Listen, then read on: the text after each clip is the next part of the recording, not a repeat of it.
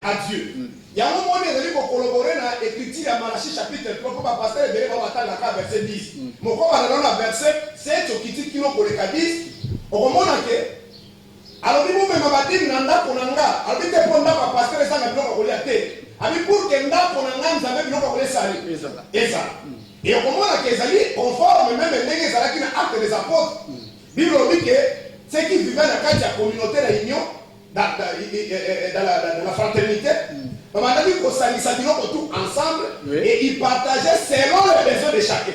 Et ça, c'est ce que parce que la Bible toi qui est là, au Kabila Moto, il y a ces prix, il n'a pas dit les ans en terre. Ni pas dans la Bible, il dit que 10 les ans en pasteur. S'il y a un verset comme ça, on va faire ça avec beaucoup de militaires, mais nous sommes convaincus, conformément à la parole de Dieu, que toutes les lignes appartenaient à l'Éternel. Alors pour terminer, le problème on est dans la sacerdoce lévitique. Mais il ne faut pas il s'agit sobo. La livre il y a Hébreu. D'abord, Hébreu dans le chapitre 8, à partir du verset 7, dit le Bible. Si l'ancienne alliance n'avait pas de défauts, nouvelle alliance serait qu'il y a été.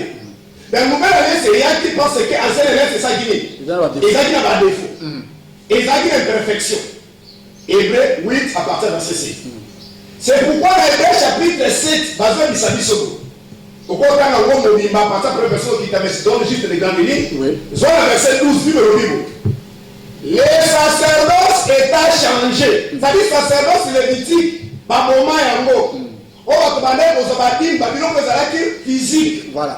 Les sacerdoces étaient changés parce que dans la sacerdoce, il y a carrément besoin dans la sacerdoce lévitique.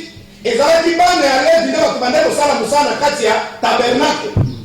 Mais on a dit que la tribu, il y a les troisième fils, il y a Jacob, le premier fils il s'appelait Ruben, deuxième fils s'appelait Simeon, troisième fils s'appelait Lévi. Donc nous sommes aussi sacerdoce. Il y a un peu de solo ya Ouz, à mon avis, ça nous comme nous à mes équipes comme ça, on a la tribu à l'éviter, à pouvoir qui s'y échappe. Voilà. Mais c'est des hommes qui savent que sacerdoce va changer. Parce que nous avons souverain sacrificateur pour la sacerdoce lévitique, souverain sacrificateur Aaron, et sacerdoce est hérédité. Mais sacerdoce total en souverain sacrificateur, et d'abord sacerdoce non transmissible. Souverain sacrificateur, Jésus-Christ. Il est souverain sacrificateur à perpétuité. Il y a outil la tribu à l'éviter. Il y a outil la tribu à l'aide. Il y a Jida. Donc, tout ça va avec un sacerdoce royal. Ce qu'on a sacerdoce royal, même à bureau physique. Parce que le bureau physique, on ne peut pas homme mortel. Il y a un moment qui est sacerdoce, mais qui a perfection. Il y a un sacerdoce spirituel. On va se faire la nouvelle alliance. Hébreu chapitre 8, tu vois, ce côté Mobimba. Alors, il y a alliance à l'Iboso, ça qui a mon table de pierre. Mais nouvelle alliance à ça, il y a mon attaque à mitema, à biso. Parce que comme moi, je suis dans ma bague, on attaque à mitema. Personne ne viendra enseigner notre concitoyen qui connaît l'éternel. Parce que tous me connaîtront. Donc, ça se passe ça, Babylon Kozo Bazoroba, Batino Bazoroba, Bafrano Bazoroba, Tokopesa Lepal, avec quoi je te vois abolir loi. Jésus a dit, je suis venu accomplir la loi. Tant que les cieux et la terre subsisteront, aucun iota ne sera retranché. Donc elle va accomplir la loi, mais la loi ne vous accomplir de la manière charnelle. C'est une loi spirituelle. Ça dit, Badi, loi, Tokopesa Nzambe, sur la ligne à l'autre côté, Tokopesa Nzambe spirituellement, pour Nzambe esprit. Amour en akate, Tokopesa Nzambe spirituellement. Merci, Pasteur Serge Tabokom, la Katsi. Badeko Balandi, Elengi a débat religieux présenté à votre mot qui est la fin de l'année. Il faut payer ça, mais va passer pour Salim Sala. Parce que il faut. Salim Sala, va livrer parcellaire, il faut payer ça. Donc, le va passer, il faut pas se retrouver. Comment ça va, il faut ça, mon frère Albert Okeng. Malgré le retard, le transport, je passe en bouteillage.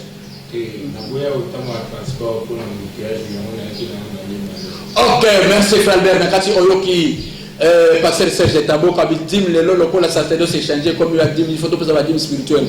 Yo attaque mon ensemble, dim, et l'okonini, il faut tout faire ça, dim, ton nana qu'on soit dim.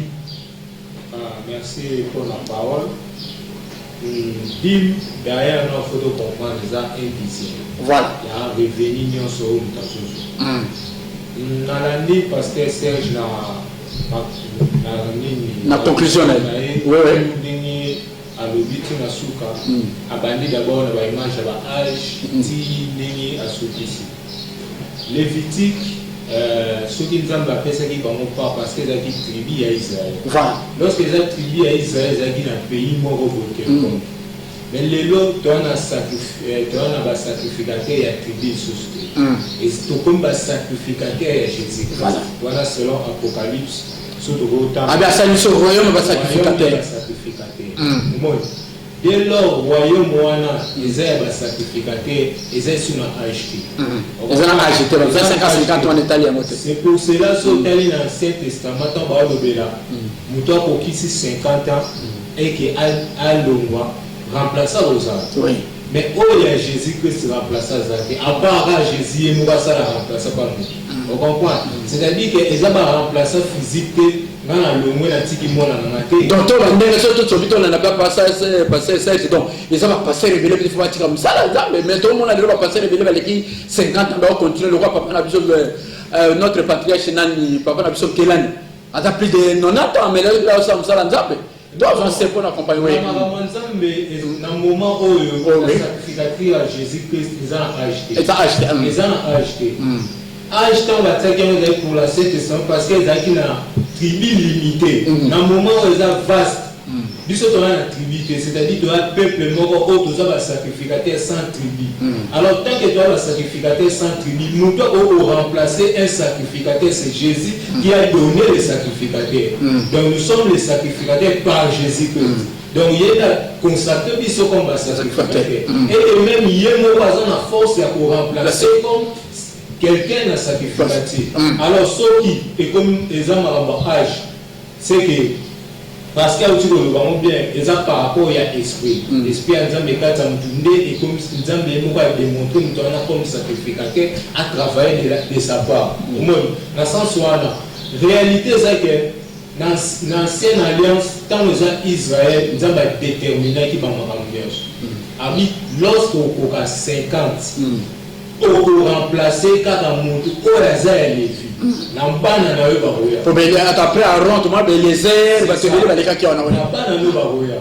Mais puis surtout dans le sacrificateur à jamais. À jamais. Donc il est vanité. Depuis là on va le la makam esprit. Le forcer l'ensemble tendez le lieu que c'est ça. Va ta acheter. Ce qui na sacrificatif enseignement au sein jusqu'à la mort. Alors pourquoi pas il est jusqu'à la mort? On comprend, c'est ça, dans le sens que il y a différence entre Ancien et Nouveau Testament. Parce que sacrificatif, comme les Alakites, les Jésus n'est pas l'esprit, d'être au roi au Sala, Makamoya, on entend à Tani Hébreu. Tant à Tani Hébreu, apporte quoi là le bien. Engagement, il y a comme un sacrificateur, et Zalaki physique. Mais lorsque Jésus a dit sacrificateur et sacrificateur, ils sont physique, mais comme spirituel. Tu me dis, mais peut faire comme appel spirituel. Premièrement, il dit une forme spirituelle selon Malachie chapitre 3. Je purifierai les Lévis et je purifierai l'or et l'argent. Voilà. C'est-à-dire que Lévi, on a sur Lévi, on a la tribu normale. Mais comme une Lévi, on a rempli par l'esprit. Lévi, il faut purifier d'abord. C'est-à-dire un homme, par exemple, un pasteur, a rempli par l'esprit, purification à moi. Et l'argent et l'or, c'est-à-dire tout ce qui est lié à eux appartenir, on peut faire la purifier. Mais par rapport à l'hymne enfant, déjà en Malachie, on a des blocs physiques, il faut exister.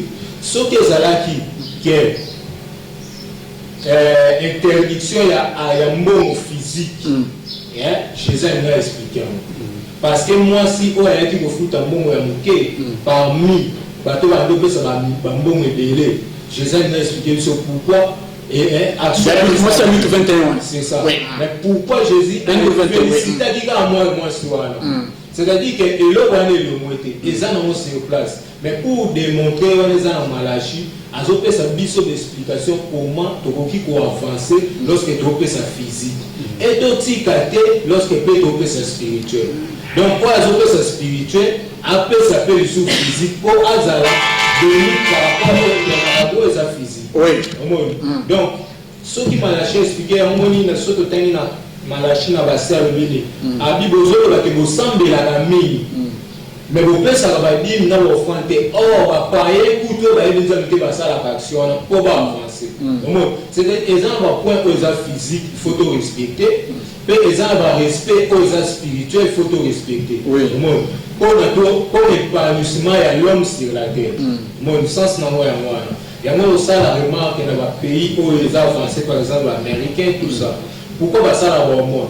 Au monde, les gens spirituels et les gens physiques. Donc il fait ça parce qu'il sait que Dieu a reçu quelque chose pour les gens physiques. En réalité, par exemple, il y a un autre par rapport à la Bible, c'est changer, il faut comme une formation spirituelle. Pierre, Bado, je vais donc Pierre, après le loi Jésus-Christ, Pierre, dans ma porte, on va continuer sur la Bible. Pierre, Pierre a solo ensemble. C'est-à-dire, moyen au bazar d'amour, si pauvre Kabola, voilà, pauvre. Rôle ils ont l'Ancien Testament. C'est-à-dire, Bible, ils ont non pour les moutons, les filles, mais ça aussi pour les pauvres. Voilà. Ils ont pour partager pour tout le monde. Il y a un Pierre à Zonga qui a le même raisonnement. Si vous excusez-moi, frère, Anania na Safira va couper la carte. Ils ont la 10 mots de libéralité, ils ont la carte pesante. Oh, Anania na Safira va couper la carte. D'abord, engagement personnel. Oui. C'est-à-dire qu'il ni libéralité, donc quand engagement besoin qui fait, c'est la technique qu'il faut faire un bon ça va faire sa position sur la scène encore un peu. Il y a moi, on va pourquoi va s'engager dans le point. Mais va obéir. Lorsqu'il va obéir, les problèmes il a dit bon assis. Donc les gens vont point libérer. Pour l'épanouissement et la parole de Dieu, les gens sous la volonté physique. Et vous savez l'épanouissement et la parole de Dieu. Donc c'est là que je vais expliquer la fidèle auditeur au qu'on a vu. Donc jusqu'à présent, c'est normal qu'il faut battre le ban, il faut battre le dîme, mais c'est encore le pasteur. Oui, c'est normal, il faut dire mes arts. Oui. Non, offrande des arts. Pour l'épanouissement et la parole. Voilà. Toujours exemple, j'ai des amis trésoriers, moi je vais vous dire. C'est toujours un exemple. Moi je vais vous dire. Dans la dîme, on va faire dès lors que tu ça, ils ont dit non seulement pour la bango, mais ils ont dit pour la tu peux ça mot battre nous soucieux. On m'a dit quand moi soit là qui s'occupe la Jésus, malasi il y a qui tourne dans ma colo. Moi voilà maman le dit ah il fallait bon maman t'as topé ça pour la pauvre. Toi t'es comment tu topé ça pour pauvre. Jésus a dit c'est beau ça là va pauvre le ça. C'est-à-dire on doit les Jésus existait même dans temps Jésus. Jésus était bizarre qui a monté parce qu'ils ont un moyen physique. Dès lors qu'ils ont un moyen physique, ils ont un développement dans le physique. Le moyen spirituel peut les aller aux zones même. Merci frère Albert, merci pasteur Serge. Bonjour pasteur Séraphin. Dis au pasteur Serge, oui. Dis au pasteur qui dit que il paye la dîme spirituelle. Est-ce qu'il peut nous expliquer c'est quoi ça la dîme spirituelle? Ça peut-être que ça sera la conclusion. On va l'expliquer. Rapidement, félicitations d'abord à l'intervention. Mais si la précision est, oui, ma pierre vendait aux amis, on a dit que aux amis la Bible.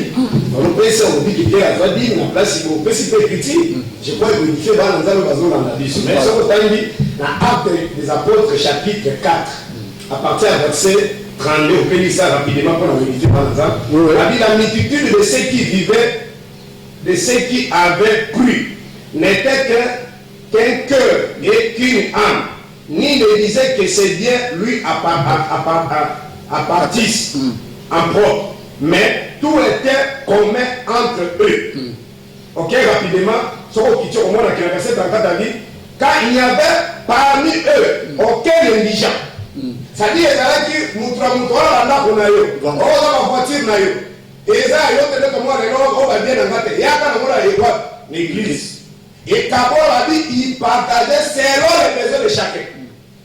allez là toi pasteur vous par monene on dit question à mon cœur pasteur ce qui a Dieu à côté il partageait selon les besoins de chacun et la carte d'Abango il n'y avait pas indigent yo là je vais ça monene soit micro les cas de l'église au bien caminer otala ceux qui na carte de l'église on beaucoup de indigent bazate musuku tole musa teka ta transfer kozoma makolo mais pasteur na mwasi na bana na eba contre na nji passer la vie frère nzamba pa bolo frère père beti makolo azongi ya uti limité azongi kingasa ni makolo oso comprendre donc makolo azo ba frère ozo makaba nzambe eza makambo ya charnel te soki ezali makambo ya charnel acte oyo menace na safira basala ki bazalaki na droit okufa te po ezalaki bilanga ya bango moko balobi te bayibaki bilanga mato te ya ye moko eza lokola frère azolanda aza na butiki na yo oteki biloko ozwi ndamba moko obi te na kokabola pasteur d'église to na kopesa offrande d'église to dîme d'église to action de grâce mais pasteur azobi est oyo oteki yo nyonso oteki yango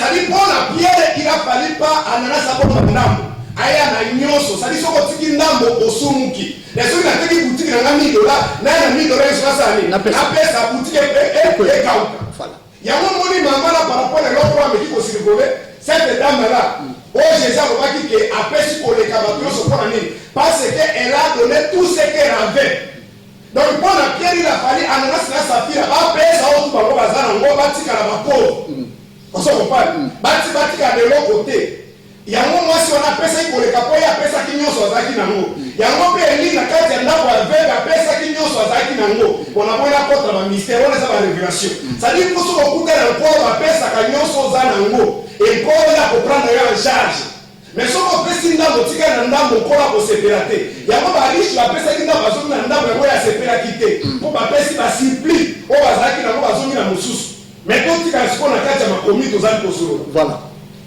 Bien aimé, parce que le Kwambert a se contredire les gens à place. Alors, oui, que l'âge wana était sur l'âge physique.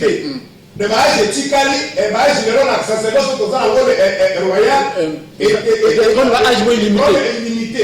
Même le papa qui est là, il y a un peu de voilà. Mais, difficulté, c'est quoi le Kwambert dans l'ango? 10 minutes éthical. Etikali physique et dit etikali physique mais âge de ça spirituel oyo ke modèle ngambo on est ça ça dit d'abord on va faire un temps de terrain place ya monique à occuper le terrain là voilà dit que frère ça c'est la parole ça c'est la parole au temps convenant mais sauf que c'est non mais moi je parle pas de Deutéronome moi si on se na période na makila na période na manzula kokota na temple eta kokota na kati ya kati fois za libanda ka ami frère tu n'as pas compris ça c'était dans l'état ancien ça c'était dans les coutumes de Dieu Jésus est venu mort il est venu mourir pour nous il nous a sauvés par son sang ce n'est plus de cette façon là mais badi le enfant de Jésus a couvert à l'autre tikalika ndenge tikalika na tanga voilà et si comme l'honnêteté zali c'est-à-dire ceux qui n'est blessé tielobi que sacerdoce échangea Babylon va être un bien frère Albert peut-être ici même pas le temps lisez Hébreux chapitre 7 mobile. Romain a dit que même de façon à aller au Pesa et ça échanger. C'est pourquoi par exemple dans Hébreux chapitre 13 on peut lire ça rapidement. Hébreux chapitre 13 Bible zone baboyer je te lis ça dans la zone la nation dans par contre dans Hébreux chapitre 13 Bible binini Bible boyer premier verset. Persévérer dans l'amour fraternel. N'oubliez pas l'hospitalité, car à vers ça, quelques-uns ont logé des anges sans le savoir. Souvenez-vous. Bon, on a que rapidement pour appuyer la tango. Verset 15. Par lui, offrons sans cesse à Dieu un sacrifice de louange, c'est-à-dire les fruits des lèvres qui confessent son nom. Est-ce que c'est la laisse madame au père, ça va fruit des lèvres? Na vrai alliance sacrifice bande wana na banyama ozi nyama boke osala boke bo déposer mais awa porte pour la lobby que ba sacrifice c'est que to pesa lelo ke zana ba fruit ali ya lèvre na biso siko ya bisa na lèvre ba fruit mo aussi ba ndenge ni pombe mais ngwe pa nkolo parce que faut que pesa ba pasteur siko ba lèvre ba fruit ko ba lèvre ko mais ngo ndenge ni donc ko tikela ko pasteur pour pasteur avandi na ndenge za na après midi alors c'est maman ko azoteka na grand marché ayo ya bani ayo ya dîme siko porte pour la que to ba fruit ali la sacrifice ali ba fruit à lèvre siko ba fruit à lèvre ka okangela ko na enveloppe ndenge ni le moni que makambo nzambe frère eza makambo eza charnel te toboyi te bakabela pasteur toboyi te osunga meme ngai mpe naza na oyo nazoloba frère naza na besoin ya mbongo mpo na ye émission j'ai besoin ya mbongo mais nangi nayebisa okoyi mbongo bazobaka na kati ya Bible bazo makambo wana te. C'est pourquoi par exemple bana nza bazo na biso on va dire par exemple botanga na Proverbe chapitre 8 à partir même tu peux prendre juste le verset 10 au kita. Balobi boye celui qui trouve la sagesse vaut mieux que de l'or, que de l'argent.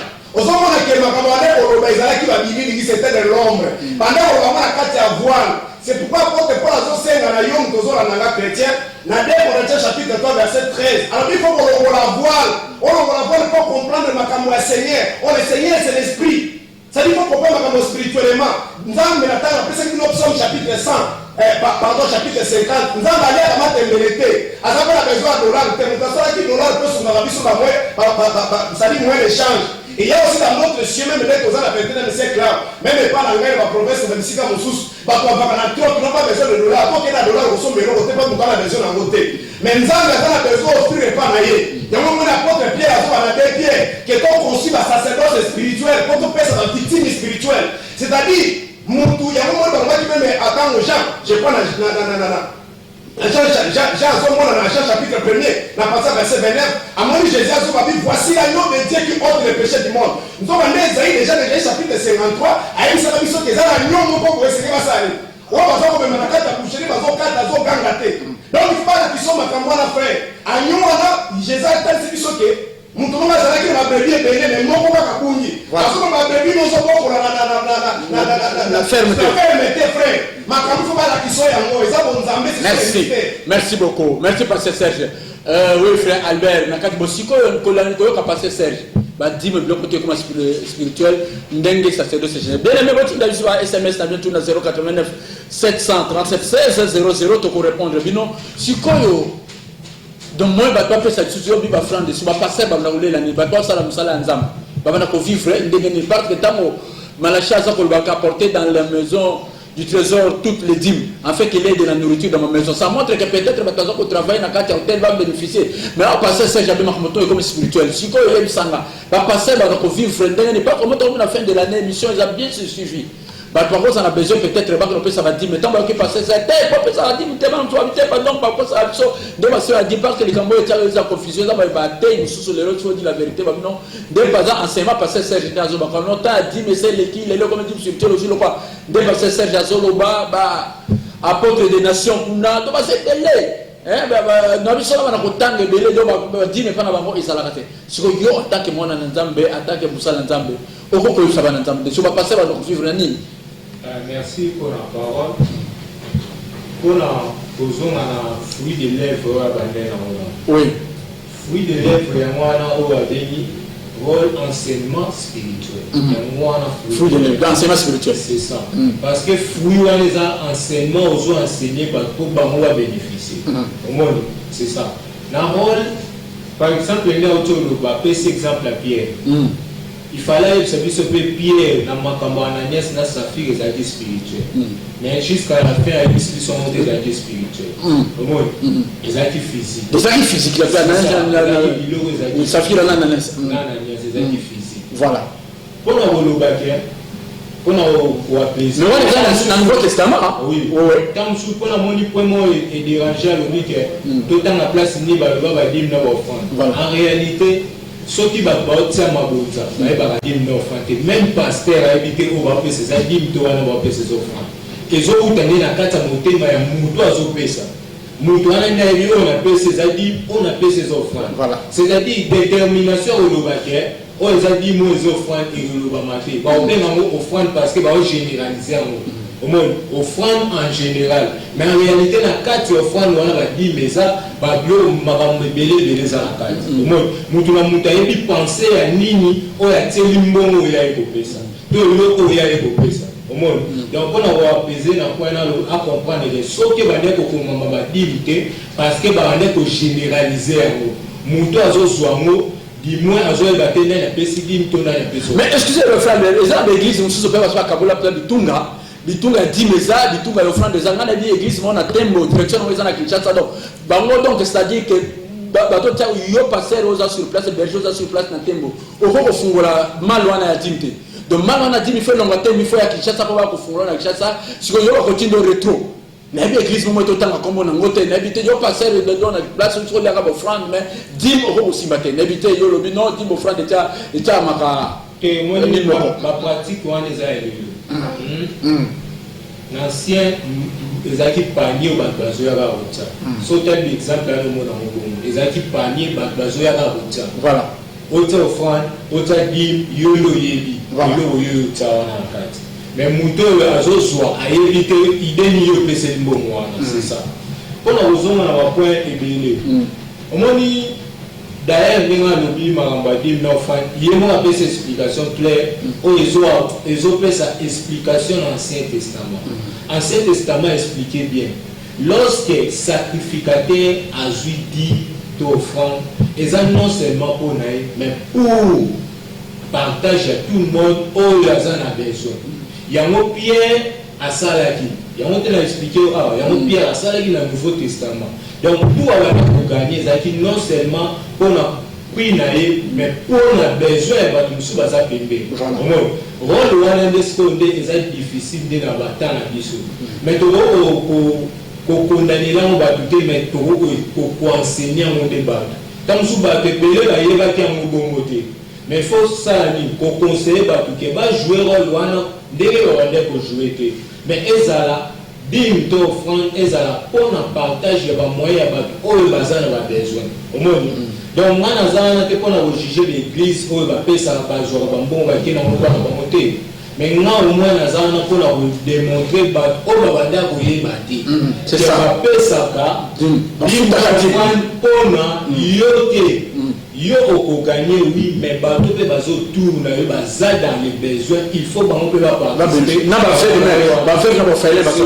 il faut pas participer donc voilà des moyens enseignement autour apprendre le bateau ba baza qui ignorant dans sens OK toi faut vraiment pas m'appelle la mission ça toi faut m'appeler comme ça je vais réagir oui toi faut je donne juste des chapitres nataki moko musubiro mo kotanga on a kotanga des années Deutéronome chapitre 14 à partir du verset 22 à verset 29 comment on a parlé de ndé bazo bango magé na rabé zali tango voilà donc c'est la pour soutenir ta biso de soutenir pasteur l'émission pour que toi on va makambo et de large voilà alors mais après c'est la tête petit moko 1 Pierre chapitre 2 na vu juste verset 4 rapidement 1 Pierre chapitre 2 à venir à verset 4 lui le biboé approchez-vous de lui pierre vivante rejetée par les hommes mais choisie et précieuse devant Dieu.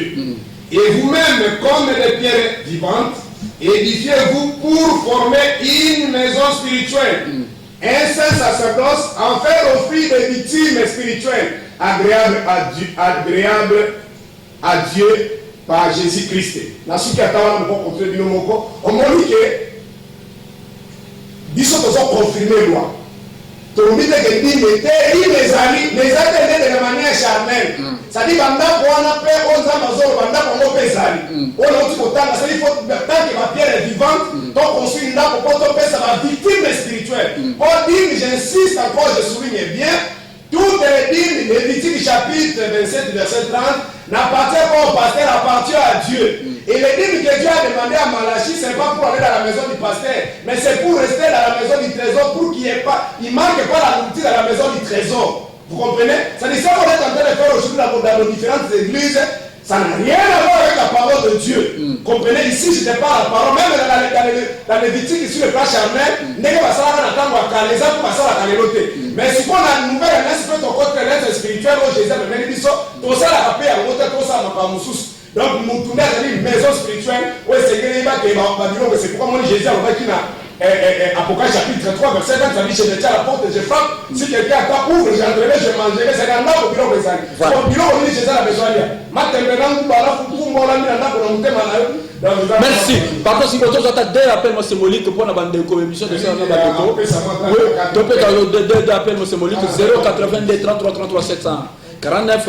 Tous en réaction à Bino 082. Normalement, appel et ce côté déjà, personne standard côté Oyo.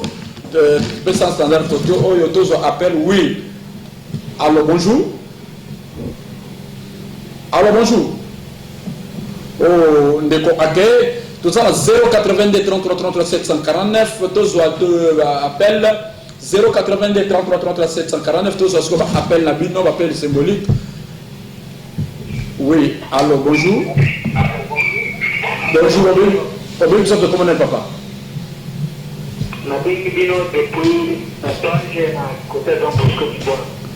Oui, comment est-ce s'il vous plaît, papa?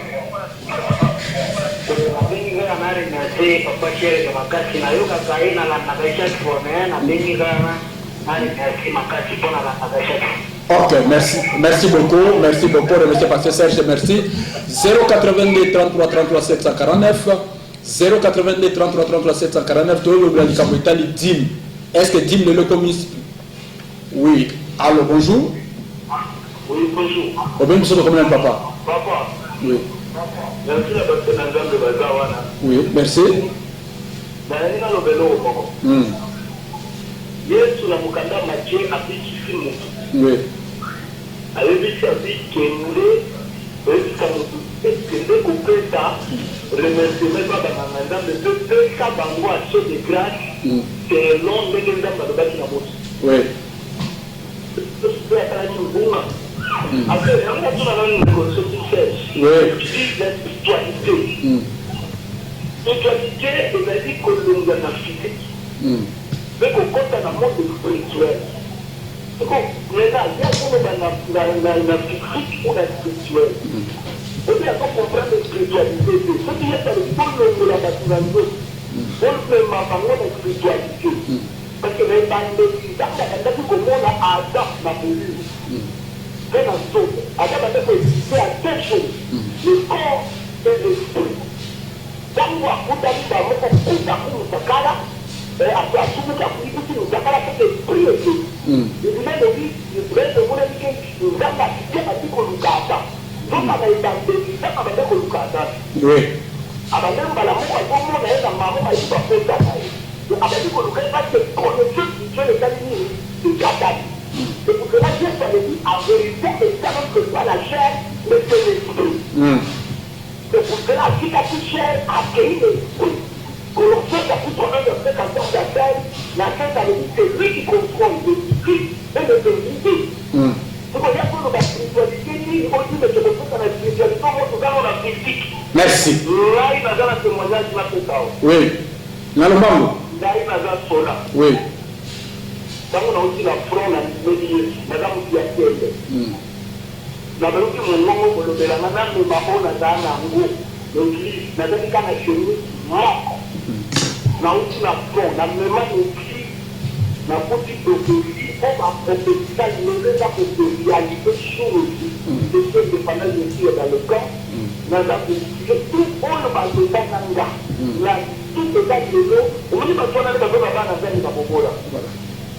Les personnes qui ont fait ma tête, quand on m'a traité, on m'a dit ne pas la part. Ne pas se le discuter. Toutes les fois, la connaissance à la parole de Dieu. Priez. Merci. La parole de Dieu ne soit une solution politique. Merci beaucoup, papa. On a un Corinthien, c'est de continuer. Les choses spirituelles, c'est les choses cachées. Ok. Merci beaucoup. Connaître les choses spirituelles, est-ce la spiritualité? Merci. Merci, papa. Tu vas commencer à m'appeler. Oui, conclure dans Lombango. Comme ça, parce que ça, j'ai conclu l'émission. Oui, na appel aux unes, puis na témoignage à papa na biso soda, ou à Outaki na front. Yo mozomo na témoignage. So les acquis sous-souté. Les témoignages les acquis. On comprend. Pendant le vaca, na kena nga musika te metam sous-souté. Oui. Mais pendant le bas, dans Malachi, a éclairci point par point. Oui. Mais la plupart, il y a des points où Malachi a éclairci et ça dit point physique. C'est-à-dire que a démontré comment avancer avec Dieu dans la physique. Spirituel, oui. Spiritualité, et ça dit, on les a donné un mémoire ça la il y a un moment où j'ai purifié les vies, c'est-à-dire pour purifier les vies, j'ai purifié les vies, l'or et l'argent. Pourquoi l'or on a l'argent? Pourquoi il y a des billes sur les agarres, les vies des fois à purifier. Donc, à mon qui peut sous la moyenne, il peut faire à la purifier. C'est ça. Rôle il y a purification, il y a des moyens, il y a des moyens ça va Merci, merci frère Albert. Oui, il faut passer ça de conclure dans l'ombango. Na moi d'appel les gens au côté de bande ko ko benga biso ata après émission to continuer débat na biso même numéro oui. Nazo senga na ndeko na kopesa numéro nanga.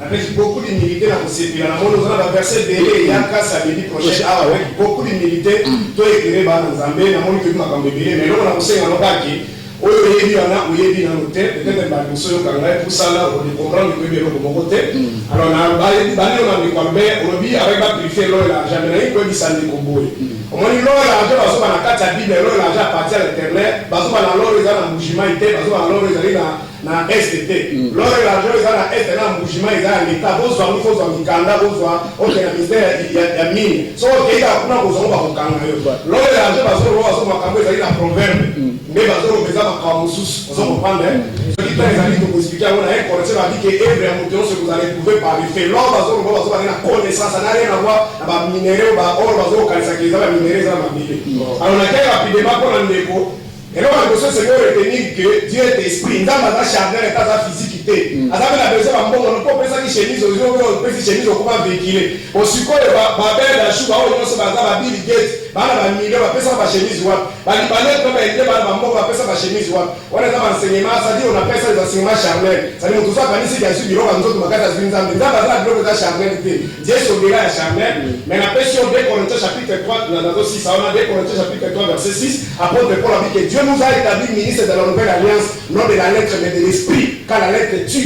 l'esprit donne la vie et de l'écriture à l'objet on a 2 Corinthiens chapitre 4 dans le verset 16 Azolo Babeke nous ne regardons pas aux choses visibles mais celles qui sont invisibles car les choses visibles sont passagères les écrits sont éternels et Hébreu à ceux qui sont dans Hébreu chapitre 8 à partir du verset Azolo Babeke alliance au sala sika et ça alliance à biloko za physique mais ça alliance à biloko zali invisible zali éternel donc nous venons ici pour terre à la pas de vie éternelle non à biloko za temporel biloko za temporel famille à quel bazoa ya ngo za te ko basali la papa c'est papa la baba na Roma Maroc bazoa ya ko basali merci professeur. Merci beaucoup je peux donner le numéro 089 67 39 886 089 67 39 886. Merci beaucoup. Merci pasteur Serge, merci frère Albert, merci Servo Blé. Merci bande de connaissances votre crédit bobengaki omoni elengi ya liso débat religieux ngoyo. Ndenge passer à botia makoki toujours espace mususu habito kozama makambo bela ko ba pona kozo kusabana nzamu na nzela oza besoin ko benga passer Séraphin benga passer Séraphin toujours na numéro 089 737 1600 na koyamba yo tika ko nzamba hapa molabino soki soyez te to kuta samedi prochain pour un autre numéro. Ciao, bye bye nani bino mingi to bani mission